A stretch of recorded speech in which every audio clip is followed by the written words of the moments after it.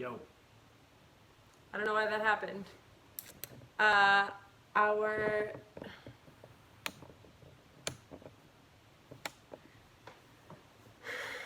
okay, our camera just quit, so that's neat.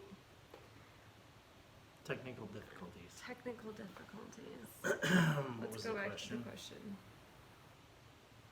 How come, why didn't we do inside stuff while it was raining instead of, coming back to Minnesota? You can go ahead and answer that. I don't know. I think, you're spending all your money on food and gas and you're driving places. And our whole idea was to do outside stuff and to go on hikes and to see things and to kind of escape that side of things, I guess. It's not, we Well, weren't. yeah, we can do indoor stuff at home. Yeah, but I mean, I don't know. A lot of the places we were driving through, unless we drove through a major city and we stayed in a major city, I suppose we could have done it in Salt Lake. When we were in Jackson Hole, we did inside stuff. We went dancing at this country bar. I don't even like country music at all. And then we were gonna stay in Jackson and go bowling and pool and stuff like that. But we started to head out to the Tetons, and then we were gonna come back and do all the indoor stuff. And then we're like, if it's gonna be raining this much, we might as well just go home. Yeah, it was. I don't know. It just got to a point where it's literally pouring. So no wood. Somebody said wood. Oh, yeah. Oh, we're back. Yes, sir. What's the question? Okay, so one of the cons of staying in a van is that you don't have a place to shower.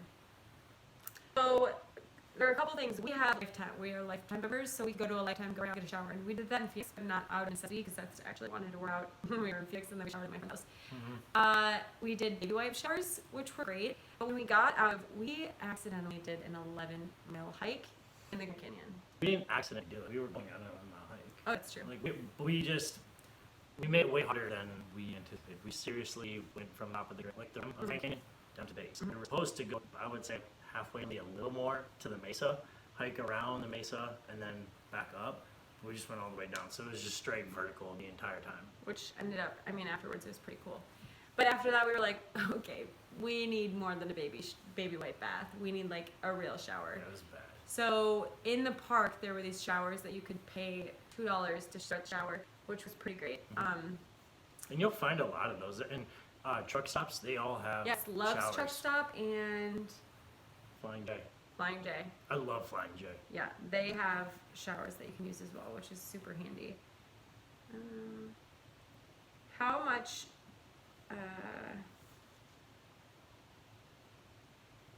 do you mostly eat out, or are you able to cook in the van? This trip we ate out a lot. But we ate out, but we didn't. We just got snacky stuff. So many snacks. It wasn't. I felt fine most of the time because honestly, I feel like when you're eating in the van a lot, if you eat a ton of sugary stuff and you eat a lot of meat dense meals, you're gonna feel bogged down. And that was one of the things that I was gonna say as a tip, was to stay away from those heavy meals during road trips, unless you're cool with feeling like that. I don't like feeling like I can't move my body around, just gaining 30 pounds. Yeah. How much? So the van. So the van rental will depend on the season, depend on how many days you do, and it's going to depend on where you get the van.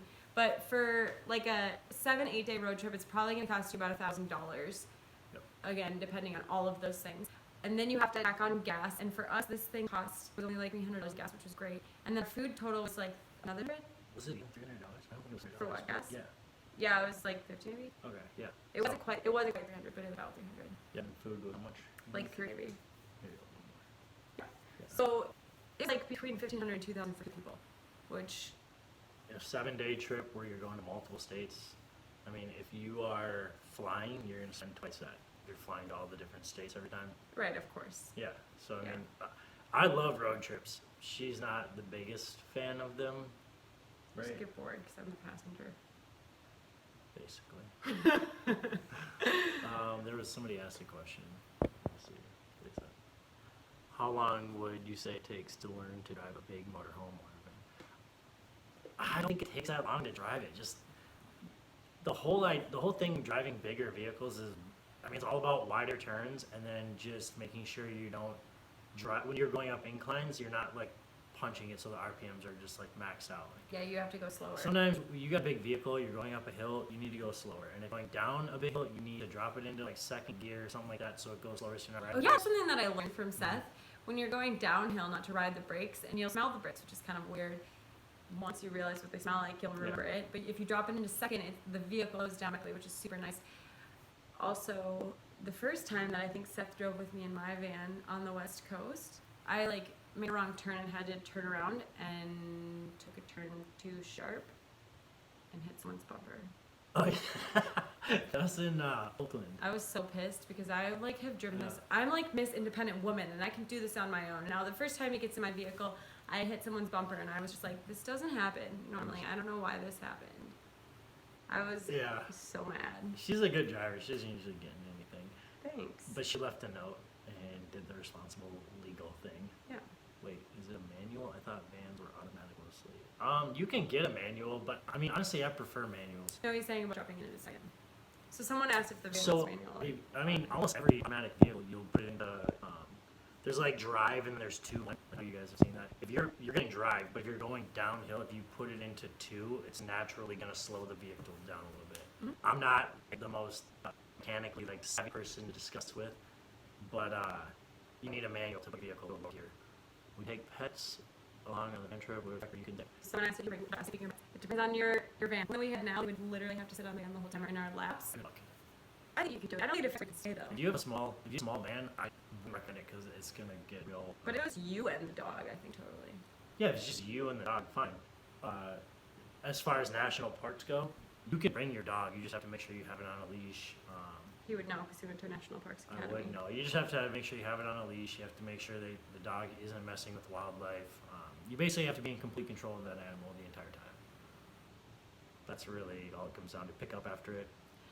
Beth Westy asked, does the van smell? I think. It does. I went in there today and it does. I don't know. It does. We've got like sweaty shoes, dirty clothes.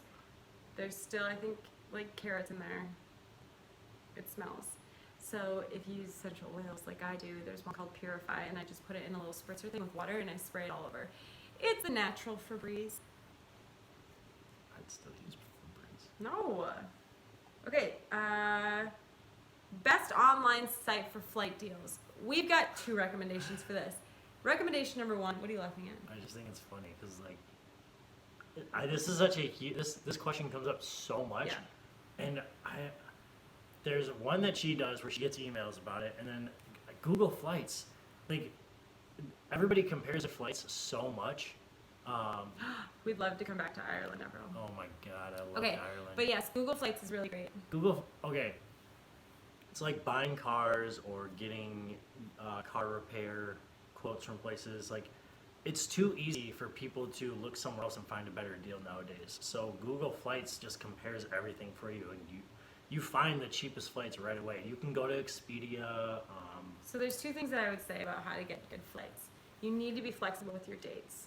If you are like, I need to leave on this day and get back on this day, you're probably going to pay more for your flights. But if you are flexible and you can leave in the middle of the week and come back in the middle of the week. Jeff. Thanks, Jeff. Man. Oh my gosh. Oh my God. Thank you. Then your flights are going to be a lot cheaper. I use Google Flights because you can see. Thank you, Jeff. That was super nice. So if you can, on Google Flights, you can say, I want to fly from Minneapolis on August 10th until August 12th, and then you can have the destination be open.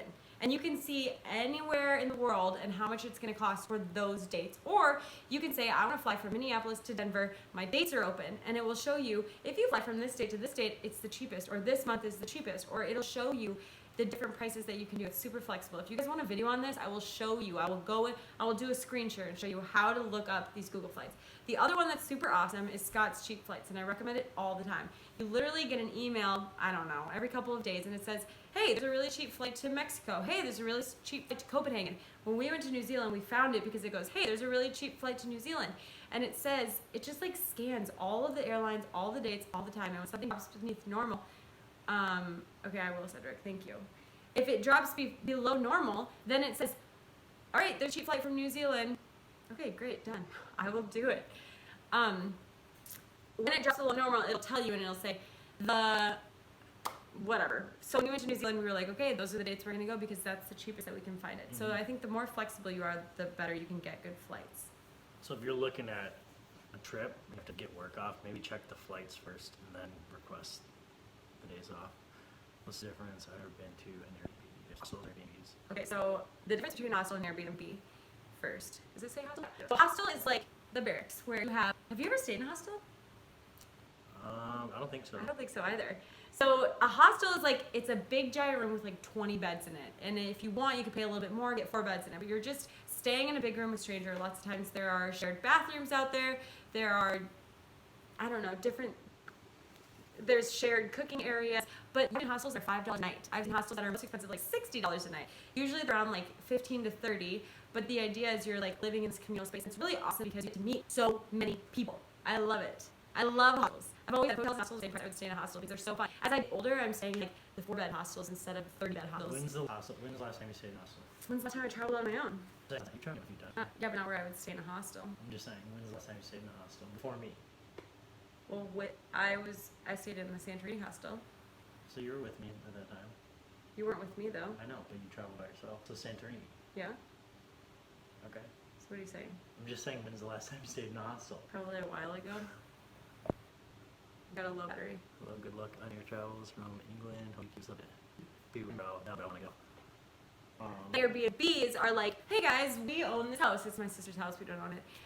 If you want to stay here, we've got an open bedroom, or you just rent out the whole house for X amount of dollars. Those are really great because you get a local, and oftentimes the local will give you suggestions on where to go and what to do and the things to do. I don't know. You get your own space. You get a kitchen. You're basically at a home. That's So why it it's depends better. on what you're looking for. If you are going cheap and you're just looking for a place to crash tonight, And do meeting a a ton of hostel. people. Do a hostel. Do a If hostel. you want to like set up shop for a few days, get an Airbnb. And it's also, you can get some really cool Airbnbs that are more expensive, but if you're going with like a group of 6, I stayed in an Airbnb in Thailand, and there were like 5 of us. It had 2 bedrooms, I think, and a bathroom, and it was super awesome. It was like $150 for the week for each person.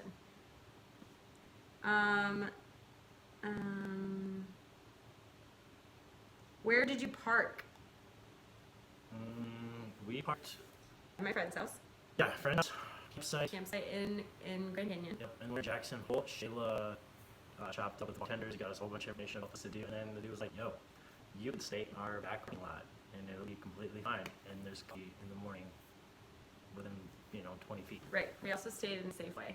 So basically, you just have to go to the bathroom before you get in your van. Safeway parking lot. Yep. Go to the bathroom before you get in your van. Get in your van, and in the morning, go get some Starbucks and brush your teeth in the bathroom. Yeah. And honestly, like, you could stay really anywhere, just as long as you're not sleeping in till like 10 or 11 o'clock, because then people are going to be like, what is going on here? Yeah, if you get there a little bit later and you leave early, you can usually stay. You're pretty fine. And then just make sure you don't park in like a shady town. Shayla told me she and Danielle parked. They were in Canada. I remember you parked somewhere that was a little shady. There's like needles and stuff on there. It was a little weird. We were stranded because the van was broken. Just look around your environment before you park and just assess and go, should I sleep here? Rest stops, I would Maybe say. like somewhere else. I would say just pay for the campsite. I love rest stops. And rest stops are great because there's Rest stops bathrooms. yeah, there's bathrooms there. There's a lot of cars coming in the road. Okay, so I think we should wrap it up. Yeah. If you guys have any more questions, go ahead and leave that. So to kind of summarize, if you're looking to rent a van to go on vacation, I would look for one that you can stand up in. I would look for one that has a refrigerator or a cooler. I also look for one that is a little bit incognito. I would look, I think it doesn't, I'm not like life. It's different than parking my van, it doesn't say anything. I would look for, I go grocery, some PB&J, get yourself some hummus and vegetables. I would get, and then plan your trip out a little bit. We did not plan out our trip at all. Plan your trip out a little bit because on the trip we're like, oh yeah, let's go to Antelope Canyon, and we realized we needed to have a tour, and then we realized it was Memorial Day weekend, and we're like, okay, it's not happening. So planning it out a little talking to the person you're traveling with about their budget, about their expectations, about what they want to do is really going to help. It's okay to bicker. It's okay to fight as long as you can move on and keep going. Favorite van trip we've ever done? New Zealand. Yeah, New Zealand was amazing. However, Ireland was unreal. Somebody asked what was our favorite van trip. Yeah, I just wanted to say, Ireland was unreal. And if we stayed there for 2 months like we did New Zealand, I think we would have. I think it'd be close, but New Zealand was just like insane. I don't really know any country that's competing with New Zealand as far as just natural. Maybe Canada. Yeah, Banff could be. Yeah. Damn sure, I love Ireland. Somebody asked what you prefer. So I have a part-time job at a gym, like just checking people, nothing too crazy. But I'm in school, so I'm post-licensed to become a cop in the state of Minnesota right now. It's about to get real intense. 8 a.m. to 5 p.m. Monday through Friday for the next 2 months. So yeah. Amy said Google Flights doesn't list Southwest, which is good to know. Southwest. Okay, we're gonna wrap this up. Thank you guys so much for watching. If you have more questions, put them below and we'll comment them. Next week, you'll see our video about the whole trip. I have to go through all of the footage. Thanks, bro. And put it up. Thank you guys so much, and we will see you next week. See you guys. Bye. Thanks for tuning in. Oh yes. I don't know how to split.